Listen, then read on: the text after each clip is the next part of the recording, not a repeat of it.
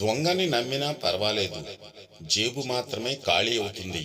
ఇక్కడ మాటలు అక్కడ, అక్కడ మాటలు ఇక్కడ చెప్పేవారిని జీవితంలో నమ్మకండి. ఎందుకంటే డబ్బు మళ్ళీ సంపాదించుకోవచ్చు, కానీ నమ్మకం పోతే తిరిగి సంపాదించుకోవడానికి మరొక జన్మ ఎత్తాల్సిందే. మీ ఇంట్లో చెడు శక్తి ఉంటే కనబడే సంకేతాలు ఇవే. ప్రతి ఒక్కరి ఇళ్లల్లో బల్లులు ఎక్కువగా ఉంటాయి. ఇంకొంతమంది ఇళ్లల్లో బల్లులు అస్సలు ఉండవు. బల్లులు లేకపోతే చాలామంది మా ఇల్లు శుభ్రంగా ఉందని అనుకుంటారు. కానీ బల్లులు ఉంటేనే చాలా మంచిది. మీ ఇంట్లో ఒక్క బల్లి కూడా లేకపోతే చెడు శక్తి ఉందని అర్థం.